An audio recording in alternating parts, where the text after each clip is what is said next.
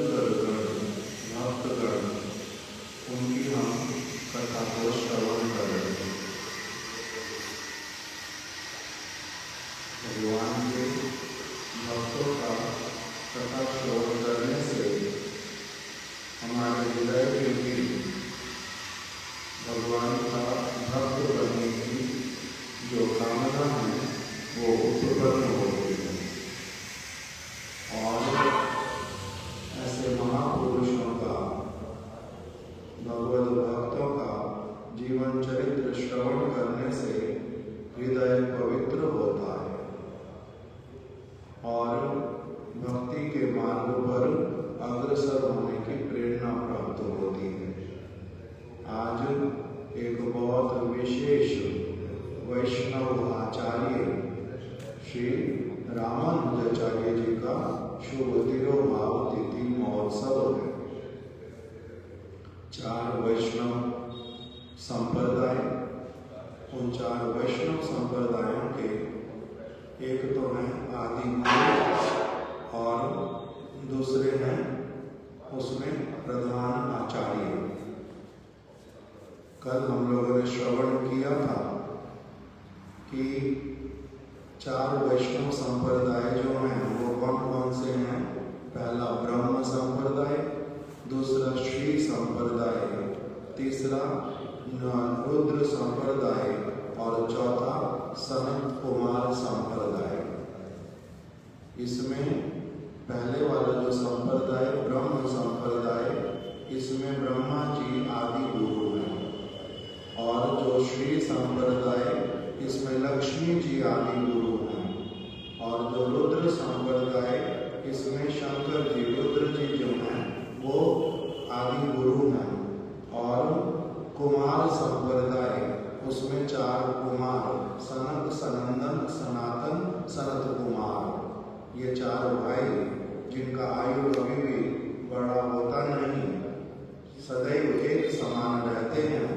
ये वाले जो 4 कुमार ये उस संप्रदाय के आदि गुरु। तो ये तो हो गए आदि गुरु। और फिर इन्होंने ब्रह्मा जी ने श्री मध्वाचार्य जी को, लक्ष्मी जी ने श्री रामानुजाचार्य जी को और रुद्र ने श्री विष्णु स्वामी जी को और 4 कुमारों ने निम्बादित्य जी को अपने विशेष आचार्य के रूप में कृपा करके ग्रहण किया। तो जो आज जिनकी शुभ तिरोभाव तिथि है श्री रामानुजाचार्य, ये श्री संप्रदाय के प्रधान आचार्य। श्री संप्रदाय लक्ष्मी जी से प्रारंभ, उसमें आदि गुरु जो है वो लक्ष्मी जी और उसमें फिर जो प्रधान आचार्य जिनको लक्ष्मी जी ने अपने संप्रदाय में स्वीकार किया उनका नाम श्री रामानुजाचार्य। ये श्री रामानुजाचार्य जी जो हैं बहुत अधिक शक्तिशाली वैष्णव आचार्य। और हम लोगों ने पिछले वर्ष ही संभवतः बहुत दिनों तक 4 वैष्णव आचार्य ग्रंथ में से हमारे गुरुदेव ने जो प्रकाशित किया उसमें हम लोगों ने श्री रामानुजाचार्य जी का जो जीवन चरित्र लिखा हुआ है बहुत दिनों तक उसको हम लोगों ने पाठ किया। एक एक करके इन वैष्णव आचार्यों का जब चरित्र श्रवण करते हैं तो एक बहुत विशेष प्रकार का उनके प्रति आदर और उनकी महिमा जो है वो समझ आती है। किस प्रकार से ये भक्त लोग, आचार्य लोग भगवान की सेवा के उद्देश्य से ये लोग कितनी प्रकार की विपत्तियों को अपने सिर पर ले लेते हैं और उसकी परवाह भी करते नहीं, उसमें से आसानी से अपना बाहर भी निकल जाते हैं, उससे इफेक्टिव होते नहीं। इस प्रकार की अनेक बातें हमने उनके विषय में श्रवण की। आज उनकी शुभ तिरोभाव के लिए उपस्थित हुई है, पुनः उन्हीं के श्री चरण कमलों का स्मरण करने का सुअवसर पुनः आया है। तो इसीलिए आज हम अभी कुछ उनकी महिमा को और फिर संध्या के समय में भी 6 से 7 बजे तक फिर से उनकी महिमा को बैठ करके श्रवण करेंगे।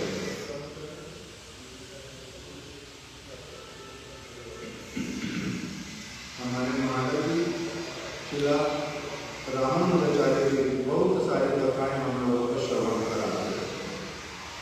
शिला प्रभुपाद जी भक्ति सिद्धांत सरस्वती ठाकुर, उनके जीवन में भी श्री रामानुजाचार्य जी की बहुत गहरी छाप जो है वो दिखलाई पड़ती है। श्रील प्रभुपाद जी ने जो संन्यास ग्रहण किया वो श्री रामानुजाचार्य जी के जिस प्रकार का रामानुजाचार्य जी ने किया था वैसा ही श्रील प्रभुपाद जी ने उनका पदांक अनुसरण करते हुए उसी प्रकार से संन्यास ग्रहण किया था। और रामानुजाचार्य जी के ऊपर आक्रमण इत्यादि हुआ था, उनको विष भी देने का प्रयास किया गया था, उनका वध करने का प्रयास किया गया था, उनके नेत्र निकाल देने का प्रयास किया गया था।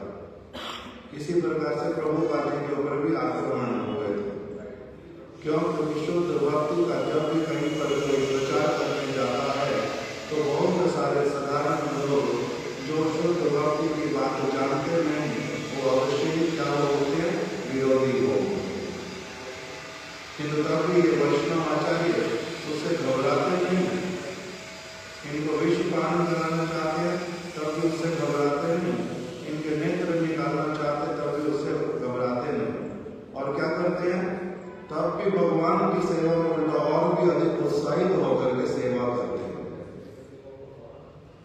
हमारे परम गुरुदेव ने जैसे प्रभुपाद जी की सेवा की थी, उसी समय जब पुराना तालाब में उनके ऊपर आक्रमण हुआ था, उसी प्रकार से प्रभु श्री रामानुजाचार्य जी के शिष्य कुरेश ने क्या किया था, अपने गुरु जी की सारी विपत्ति को अपने सिर के ऊपर ले लिया। बाद में रामानुजाचार्य जी ने कृपा करके कुरेश को पुनः नेत्र प्रदान कर दिए। इन वैष्णव आचार्यों का अद्भुत चरित्र है। एक प्रसंग में क्या बतलाया था कि श्रीरंगम में जब श्री रामानुजाचार्य जी ने वास करना प्रारंभ किया, उस समय वहां पर एक व्यक्ति रहते थे जिनका नाम था धनुर्धर। वो धनुर्धर जो है वो एक वैश्य के प्रति आसक्त था, रूप का लालसी था, इतना अधिक उसके प्रति आकर्षित कि वो उसका मुख देखे बिना रह नहीं पाता। वो स्त्री चलेगी बाजार में, सीधी कहीं जाएगी, ये उल्टा चलते चलते चलते चलते उसके मुख को ही देखता रहेगा। लोग लज्जा नहीं थी, कुल का मर्यादा का कोई इसको सम्मान नहीं था, किसी वस्तु की कोई चिंता करता नहीं था, निर्लज्ज होकर के इस प्रकार की क्रिया करता। एक दिन वही स्त्री वो श्री रंगनाथ मंदिर में गई और ये भी उसके पीछे पीछे गया। रंगनाथ जी का मंदिर अभी खुलेगा, भगवान दर्शन देंगे। और इसने क्या किया, ये अपना उस स्त्री को देख रहा, वो देखेगी भगवान को, ये देख रहा उसको। मंदिर खुलेगा तो उसकी पीठ की तरफ रहेगी, भगवान की तरफ, भगवान को देखेगा नहीं, पीठ करके बैठेगा। तब रामानुजाचार्य जी ने धनुर्दास को क्या कह दिया, धनुर्दास को कहा, देखो भगवान का मंदिर खुलेगा तो आप अपना मुख जो है भगवान की तरफ कर दो। तो उसने वो कहता है कि मैं भगवान को मैंने क्या देखना, भगवान तो उस तरह से मेरे को भगवान से भगवान को क्या देखना, उनमें तो कोई मेरे को सुंदरता उनका कुछ तो दिखाई देता नहीं, मैं इस स्त्री को देखे बिना नहीं रह सकता, मैं नहीं रह सकता। तो उन्होंने कहा नहीं, तुम आराम से रह सकते हो, अगर तुम्हारे को इससे अच्छा रूप दिखला दो तुम अपने आप रह जाओगी, उसको वाली को दिखती है। अगर कोई अच्छी चीज दिखला दी जाए, कम अच्छी चीज अपनी आप छूट जाती है। इससे अच्छी चीज दिखला हो गया, इससे अच्छी चीज कुछ हो नहीं सकती। उन्होंने कहा नहीं, इससे बहुत अच्छी चीज हो सकती है, हो नहीं सकती है, इससे बहुत अच्छी चीज है। को दिखला दूंगा। तो कहते कि आप अगर दिखला दोगे तो मैं कम अच्छी चीज को छोड़ दूंगा। तो उन्होंने कहा ठीक है, तो मेरी बात माननी पड़ेगी, भगवान की तरफ मुख करके खड़े हो जाओ। भगवान की तरफ मुख करके खड़ा करा दिया उनको। वो किसी की बात सुनने वाला था नहीं। रामानुजाचार्य जी के अपने प्रभाव से वो व्यक्ति जो है उसने मान लिया, देखने के लिए प्रस्तुत हुआ। तब श्री रंगनाथ जी की तरफ उसने जब मुख किया, पट खोला, दर्शन किया, रामानुजाचार्य जी ने श्री रंगनाथ जी के सामने हाथ जोड़ करके बोल दिया, प्रभु ये रूप काल आलसी है, इसको कृपा करके आप अपना रूप दर्शन करा दो, आप इसको अपना रूप का दर्शन करा दो प्रभु, मेरी प्रार्थना। तब श्री रंगनाथ जी ने रामानुजाचार्य जी के कहने पर अपना धनुर्दास को अपना रूप दर्शन कराया। लक्ष्मी जी चरण पर लौट रही हैं और बड़े शांत होकर के जो रंगनाथ जी को अपना विश्राम कर रहे हैं। दास दासियां चारों ओर दिखलाई पड़ने लगी। अद्भुत उसने जो दर्शन, वैकुंठ का दर्शन प्राप्त किया। सब वस्तु देख करके ऐसा परम मोहित हुआ, अचेतन होकर के गिर पड़ा, संभाल नहीं पाया उस सुंदरता को, उस आनंद को, इसलिए अचेतन होकर के गिर पड़े। रामानुजाचार्य जी ने स्पर्श करके उठा दिया, चेतनता में ला दिया और फिर कहा भगवान को प्रणाम करो। तब उन्होंने भगवान को, रंगनाथ जी को प्रणाम किया। प्रणाम खाली मुंह को होता नहीं, मुख से कुछ ना कुछ भगवान का स्तुति गान करो। स्तुति आती नहीं, मैं बोलता हूं, मेरे पीछे पीछे बोलो। क्या बोल दिया पीछे पीछे? शांताकारं भुजगशयनं पद्मनाभं सुरेशम। ऐसे करके रामानुजाचार्य जी ने एक एक शब्द बोला और धनुर्दास जो है उसने क्या किया, धनुर्धर ने वही सारा बोल करके प्रणाम किया। उस दिन से धनुर्दास जो है वो धनुर्धर धनुर्दास बन गया। अभी और जगत का रूप देखने का लालसा रहा नहीं, और रूप देखने का लालसा रहा नहीं। और क्या हो गया, भगवान का भली प्रकार से दास बन गया। रामानुजाचार्य जी का बड़ा अद्भुत शिष्य बन गया, बहुत विशेष विशेष प्रकार की सेवा करने लगा रामानुजाचार्य जी की कृपा से।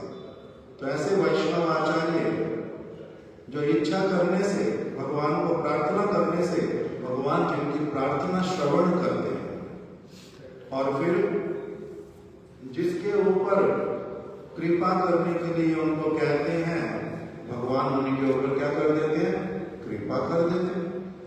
ऐसे वाले प्रभावशाली श्री रामानुजाचार्य। और श्री रामानुजाचार्य जी का प्रारंभिक जीवन बतलाया कि वैष्णवों के प्रति इनका, भगवान के भक्तों के प्रति इनका विशेष रूप में झुकाव था, आदर था, बड़ा सम्मान करते थे, उनकी सेवा करने के लिए सब समय प्रस्तुत रहते थे। छोटा बड़ा वैष्णव में उस प्रकार से नहीं देखते थे जाति के अनुसार। किसका, जैसे कल भी सुना श्री मध्वाचार्य जी की बात, ये वैष्णव आचार्य, आज रामानुजाचार्य जी ये भी वैष्णव आचार्य, ये भी इस प्रकार की किसी बात को अपने हृदय में स्थान नहीं देते थे। इनके घर के पास में एक जिन ऐसे बड़े बड़े वैष्णव जिनका जन्म तो हुआ निम्न कुल में, किंतु इनके घर के वो किंतु थे बड़े अच्छे भक्त, श्री यमुनाचार्य जी के शिष्य। तब ये उनको क्या करते थे, उनको अपने घर पर बुला करके उनको प्रसाद देते थे और फिर उनके चरणों को पलटते थे। वो कहते थे कि तुम जो हो बहुत श्रेष्ठ ब्राह्मण कुल में तुम्हारा जन्म हुआ और मैं कौन हूँ, मैं तो निम्न जाति का हूँ।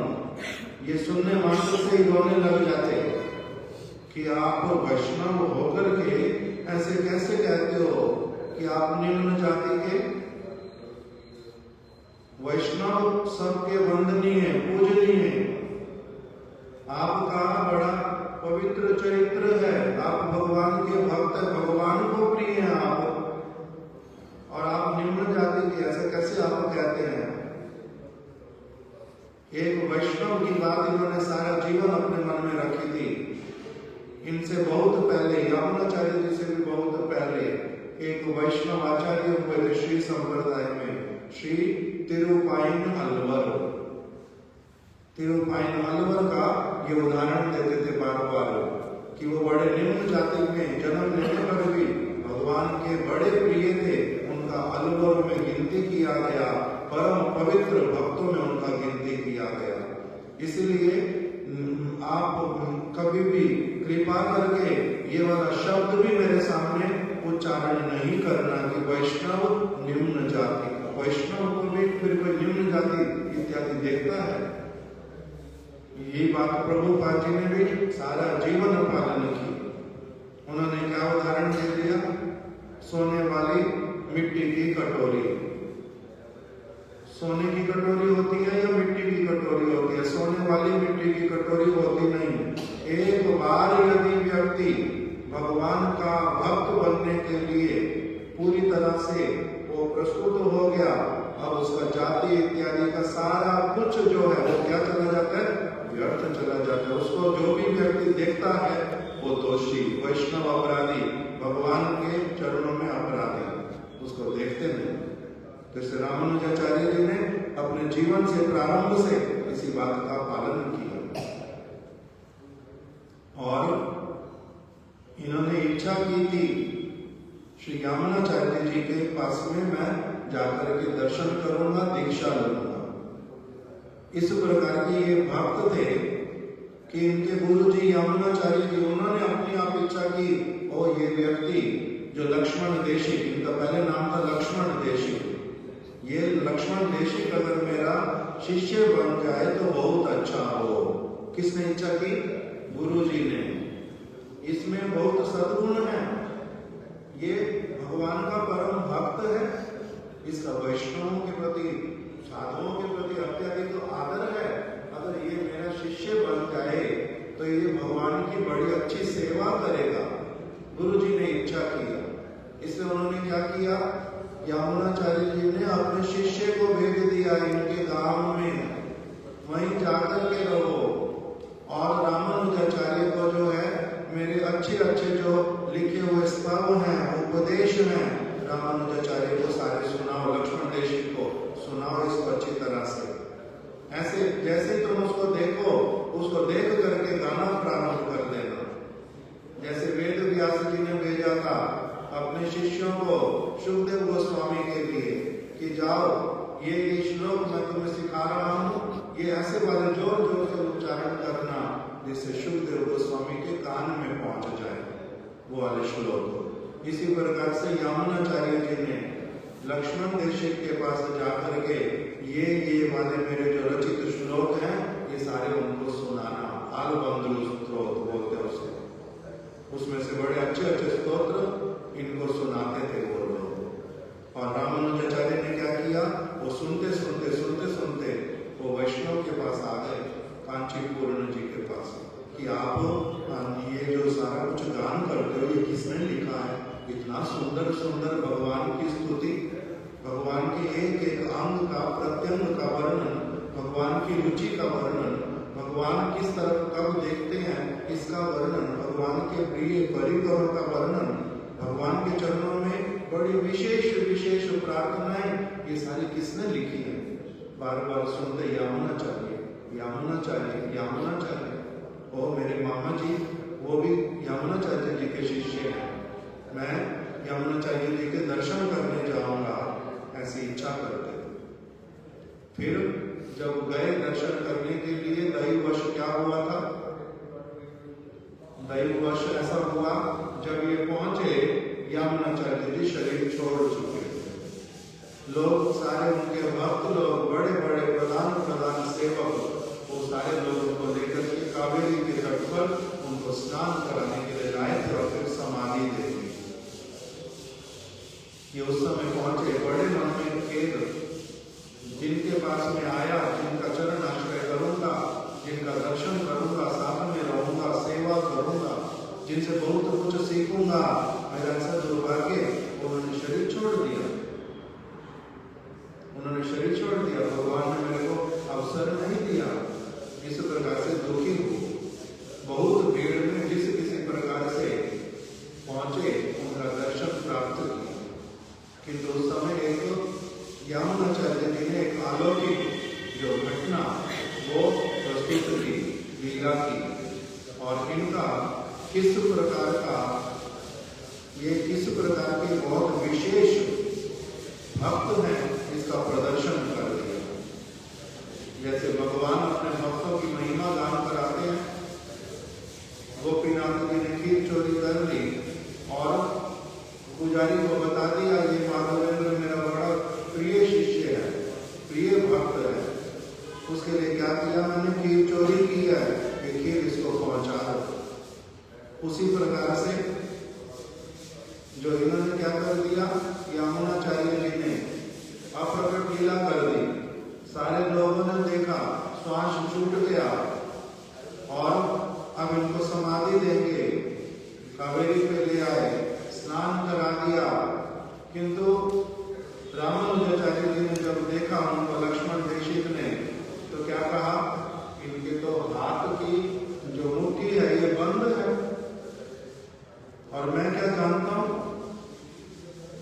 जब एक व्यक्ति जन्म लेता है तब उसके हाथ की मुट्ठी बंद होती है, जब शरीर छोड़ता है तो उसका हाथ खुला रहता है। इनका किंतु हाथ ये बंद क्यों है? सबने ध्यान दिया, हाथ तो सच में बंद है, श्वास तो चल नहीं रही, अब प्रकट हो गए हैं, हाथ किंतु बंद है। जोर से खोलने पर भी खुल नहीं रहा, जितना बल लगा लो खुल नहीं रहा। क्या करना चाहिए? रामानुजाचार्य जी ने कहा मेरे को पता है। उन्होंने 3 वचन दिए, 3 अंगुली बंद की, 3 वचन दे दिए। मैं अभी भूल गया हूं पूरी तरह से। एक वचन में था कि आपकी प्रबल इच्छा थी हे यामुनाचार्य जी, हे गुरुवर, आपकी बड़ी इच्छा थी कि श्री भाष्य लिखना चाहिए, हमारे संप्रदाय का वेदांत सूत्र के ऊपर अपना भाष्य होना चाहिए। आपकी प्रबल इच्छा थी किंतु आप कर नहीं पाए। मैं प्रतिज्ञा करता हूं, मैं आपकी इस कामना को अवश्य ही पूरा करूंगा। उनकी एक अंगुली खुल गई।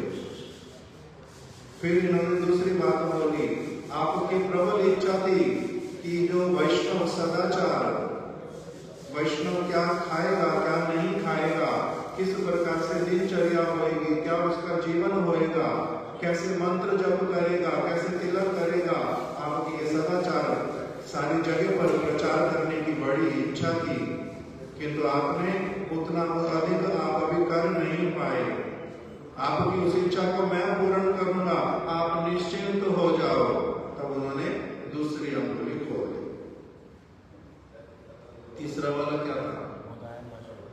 तो बोल दिया अभी तो, श्री भाष्य भाष्य तो बोल दिया।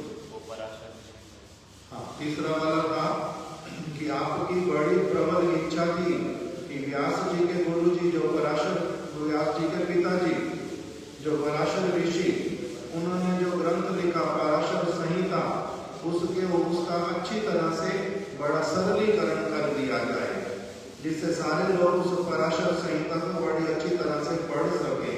हे गुरुदेव, मैं आपकी उस इच्छा को भी अवश्य ही पूर्ण करूंगा। ऐसा जब उन्होंने कहा तो उनकी क्या हो गई? तीसरी अंगुली खुल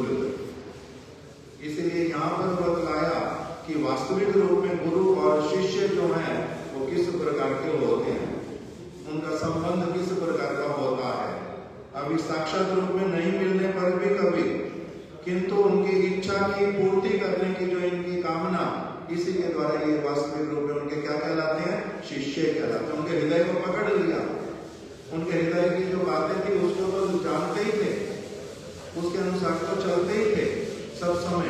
अभी उनका जो इच्छा था वो पूरा नहीं हो पाया, ये भी इनको पता था। कैसे पता था सारा कुछ? ऐसे वाला नहीं दिखाया कि अलौकिक है, इनको अंदर से अपनी आंख से पता है, ऐसे वाला दिखाया। ये उनके शिष्य लोगों के साथ में रहते थे, उनकी सारी बातें बार बार पूछते थे, सुनते थे। आपके गुरुजी क्या चाहते हैं, आपके गुरुजी के मन की कामना क्या है, क्या क्या वो अपनी एनर्जी कहाँ कहाँ पर लगाते हैं, सारी चीजें उनसे पूछते पूछते इनको ये बातें पता थी कि वो क्या क्या करना चाहते हैं। इसीलिए इन्होंने क्या किया, यही वाली प्रतिज्ञा है कि यामुनाचार्य जी के सारे लोग वहां पर देख करके नतमस्तक हो गए। हम लोग इनके शिष्य पहाड़ी रूप में मंत्र भी लिया, इनसे दीक्षा भी ली, इनके साथ में भी रहे, किंतु इतना अधिक अच्छी तरह से उनके हृदय को नहीं समझ पाए जितना आपने समझ लिया। आप वास्तविक रूप में उनके शिष्य हैं। इस प्रकार से सभी ने एक स्वर में इनको स्वीकार किया। इन्होंने बड़ा अच्छा आचरण और एक चीज इन्होंने जीवन में पालन करके दिखलाई कि यामुनाचार्य जी के जो विशेष विशेष भक्त थे, शिष्य थे, उनके पास जा करके उनके पास में समय व्यतीत किया, उनके सेवा करते, उनके पास में रहते और उनसे शिक्षा लेते, यामुनाचार्य जी की अलग अलग बातें सीखते, सुनते, लिख करके रखते। इस प्रकार से करके इन्होंने बहुत सारे अपने गुरु भाइयों से, यामुनाचार्य जी के शिष्यों से बड़े सारे जो सद उपदेश प्राप्त किए और अपने बड़े सारे गुरु भाइयों की सेवा की, उसमें कोई संकोच किया नहीं। उन्होंने बार बार उल्टा यही कहा कि आप हमसे बड़े हो, आप हमसे अच्छे जानते हो गुरु जी को, आपने गुरु जी के हाथ की अंगुलियों को देख लिया, किंतु तब भी इन्होंने कहा केवल उतना नहीं, मेरे को और भी बहुत अधिक यामुनाचार्य जी की, श्री संप्रदाय के आचार्यों की बातें सुनने की इच्छा करती है। मैं आप लोगों से जो जो आप लोगों ने सीखा हुआ कृपा करके मेरे को सिखलाओ। एक एक करके ऐसे बहुत सारे वैष्णवों के पास में रहते और उनसे बड़ी सारी शिक्षा प्राप्त करते। ये भी हम लोगों ने श्रवण किया था। फिर श्रवण किया था कि कैसे इन्होंने बहुत योग्य होने पर भी इन्होंने एक इच्छा की जब गोष्ठी पूर्ण जी से कि आप कृपा करके मेरे को मंत्र इत्यादि दे दो, तो उन्होंने इनको 18 बार वापस लौटा दिया। तुम्हारे में पहले बोलते तुम्हारे को आवश्यकता नहीं मंत्रों की, तुम यामुनाचार्य जी के शिष्य हो। फिर उनको बोलते कि तुम्हारे में दम्भ है, योग्यता नहीं है, मैं तुम्हारे को मंत्र नहीं दूंगा। फिर बार बार जब लौटा देते तब भी ये निरुत्साहित हुए नहीं, पुनः पुनः उनको प्रार्थना की और फिर उनसे मंत्र प्राप्त किए थे। इस प्रकार से इनको ये एकदम से निरअभिमानी वैष्णव, अभिमान जगत वाला किसी चीज का रखा नहीं, ये भी हम लोगों ने श्रवण किया।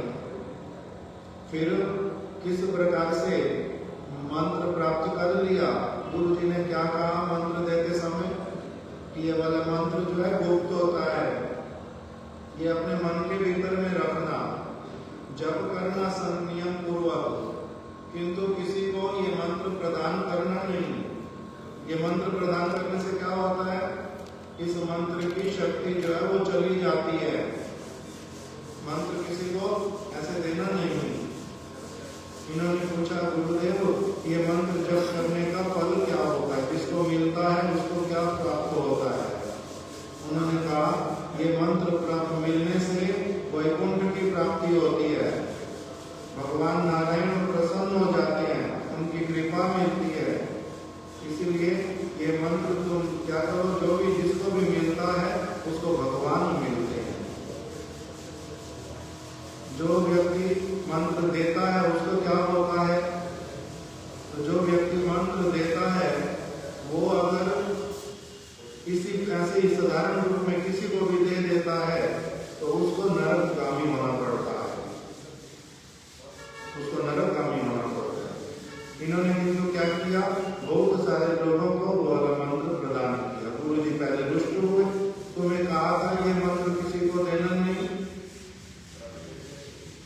क्या उत्तर दिया?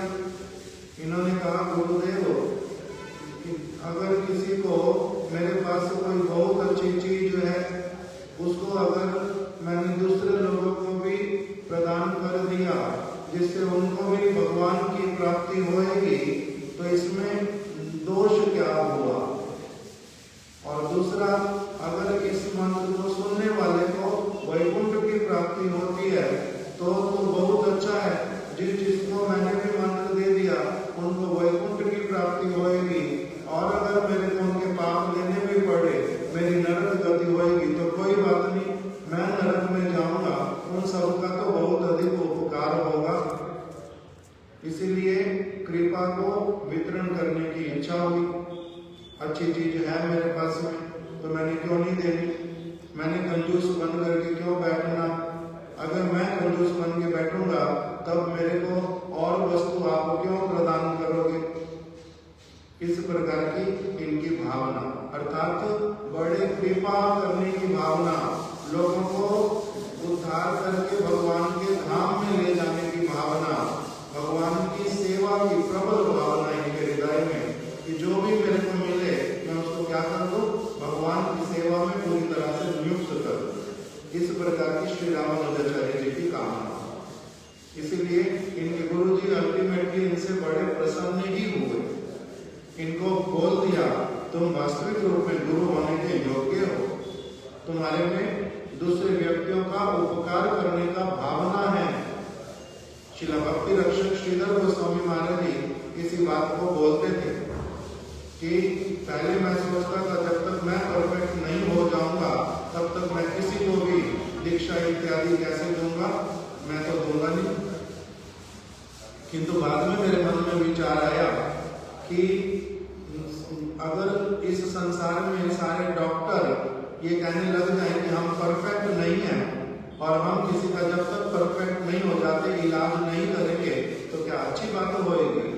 जितना तक जो डॉक्टर किसी का सहायता कर सकता है उतना तक तो वो सहायता करेगा ना, सरल रूप में निष्कपट होकर के।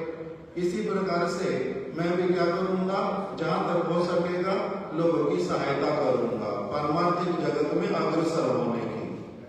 दूसरों को दुखी देख करके अगर जितनी सहायता मैं कर सकता हूँ उतनी भी अगर मैं नहीं करूँ तो मैं क्या कहलाऊंगा? कंजूस कहलाऊंगा।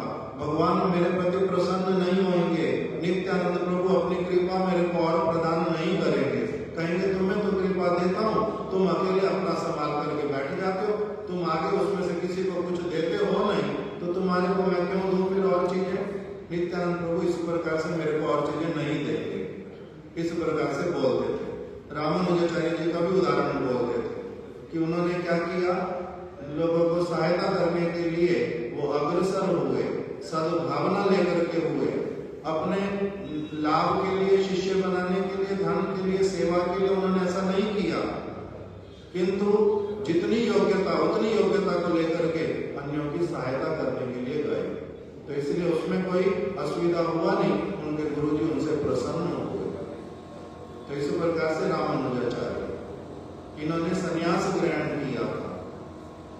इन्होंने बहुत सारे लोगों को संन्यास दिया था, बहुत बड़े वैष्णवाचार्य इसमें नित्य स्मरण करते हैं का हम लोग जय ध्वनि में हमारे गुरुवर्गों ने विधान दे दिया, नित्य प्रति जब भी जय ध्वनि होगी 4 वैष्णवाचार्यों की जय, नित्य प्रति इनकी जय ध्वनि देनी है, इनका नित्य स्मरण करना, नित्य इनके चरणों में वंदना करनी है, प्रार्थना करनी है। इस प्रकार के ये वैष्णवाचार्य इन्होंने अपना, इनकी पत्नी जो है वो बहुत समझाने पर भी, बहुत बतलाने पर भी, जब उसने किंतु जागतिक ब्राह्मण वाले विचार जब नहीं छोड़े, कर्म कांड वाले विचार नहीं छोड़े, वैष्णवों का आदर नहीं करती, उनकी सेवा नहीं करती, तो इन्होंने क्या किया, छल पूर्वक उनको उनके पिताजी के घर में वापस भेज दिया और स्वयं अपना संन्यास ले लिया।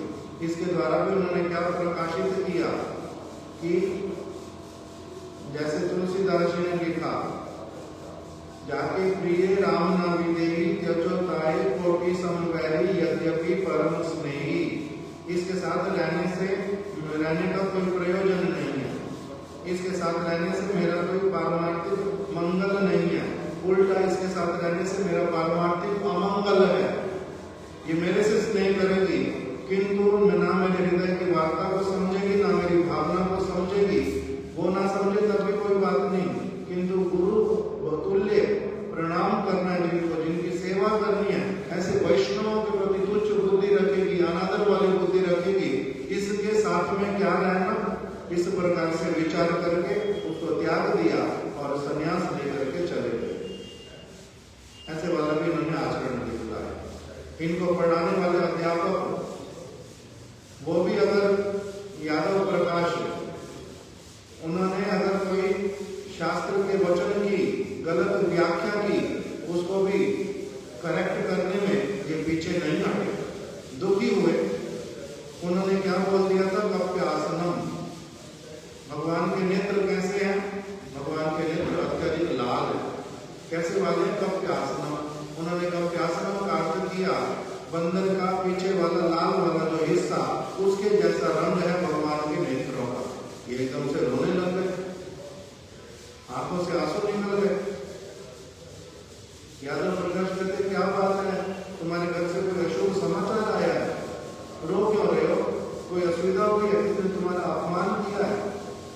ये नहीं, रो तो रहा हूं, आपने जो व्याख्या की उसके ऊपर, आप इतने सारे लोगों को पढ़ाने वाले, किंतु आप तो अच्छे अध्यापक नहीं है।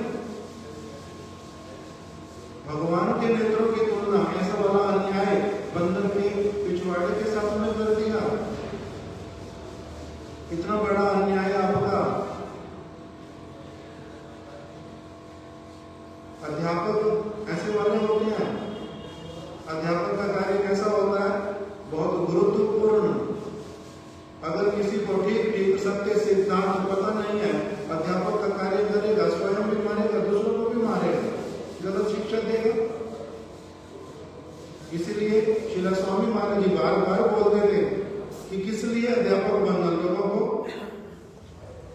और वो भी भगवान के विषय में बोलना, जिसके विषय में तुमने कुछ अनुभव किया नहीं, कुछ देखा नहीं, जो इच्छा केवल जो मन में आया वही वाला बोलते हैं। हर जगह पर कोई अपना अनुमान चलता है।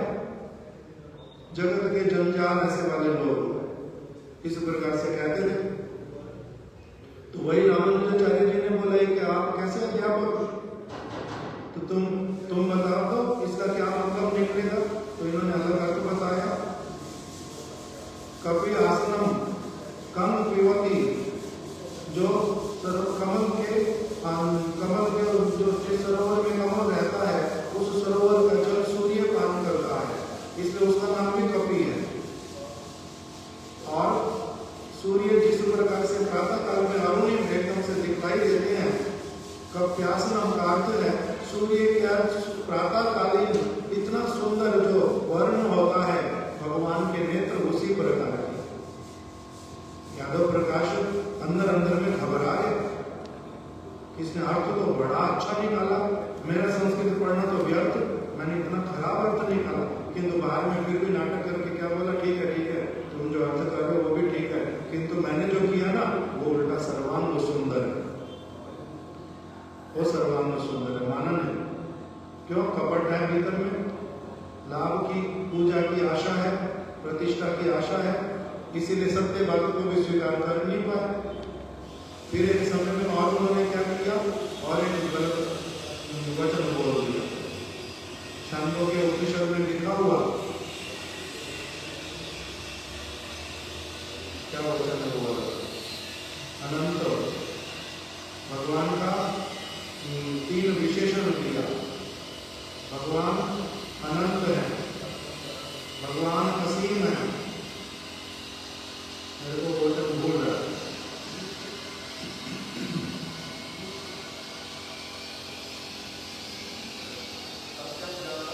सत्यम ज्ञानम अनंतम, क्या बोलते हैं? सत्यम ज्ञानम अनंतम ब्रह्म।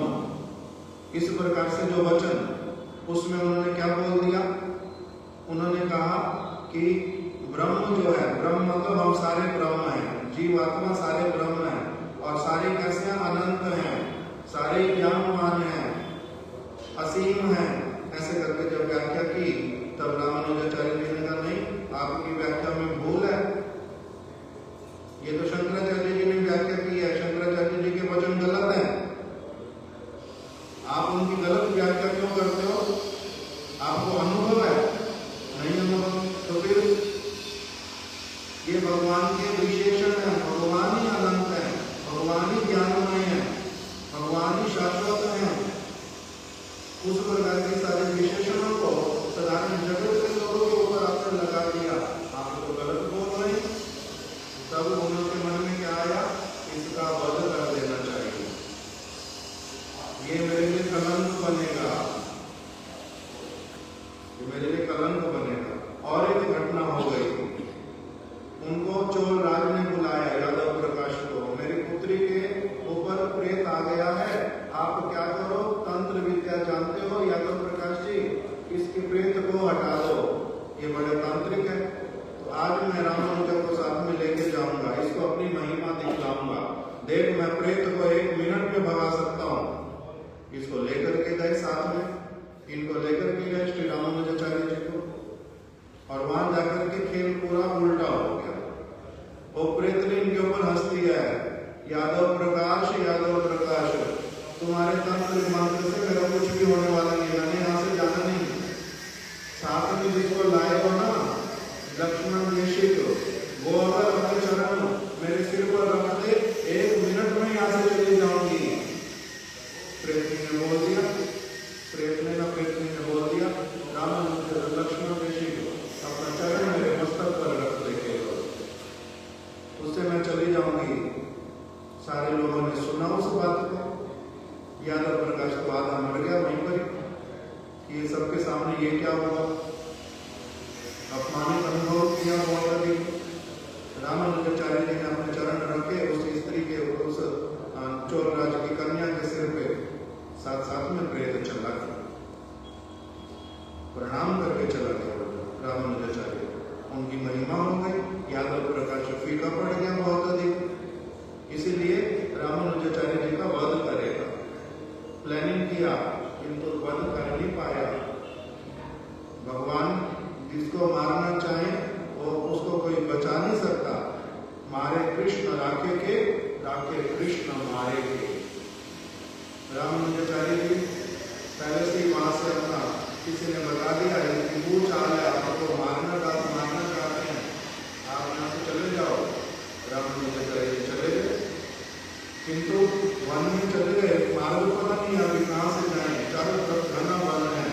वहीं पर ही लक्ष्मी नारायण ने आकर के इनको अपनी आप से अपना पार करा कर ले गए वहां और इनको इनके घर पर पहुंचा दिए। इस प्रकार के ये वैष्णवाचार्य, इन्होंने भगवान की भक्ति का, भगवान का बहुत शुद्ध रूप में बड़ी अच्छी तरह से स्थान स्थान पर जा करके प्रचार किया और बड़े सारे सब उपदेश सब लोगों को प्रदान किए। इसलिए इनका नाम विशेष रूप में सारे वैष्णव लोग बड़े आदर के साथ में पुकारते हैं, श्री रामानुजाचार्य, भाष्यकार श्री रामानुजाचार्य। इस प्रकार के ये आचार्य आज यहीं तक इनकी कथा भी रख देते, संध्या में और अधिक श्रवण करेंगे। वांछा कल्पतरुभ्यश्च कृपा सिंधुभ्यः एव च पतितानां पावनेभ्यो वैष्णवेभ्यो नमो नमः। श्री रामानुजाचार्य जी की जय, उनकी शुभ तिरुभाव तिथि महामहोत्सव की जय, उनके समस्त आश्रित जनों की जय, उनकी तिथि पालन करने वाले समस्त भक्तों की जय। गौर प्रेमानंदे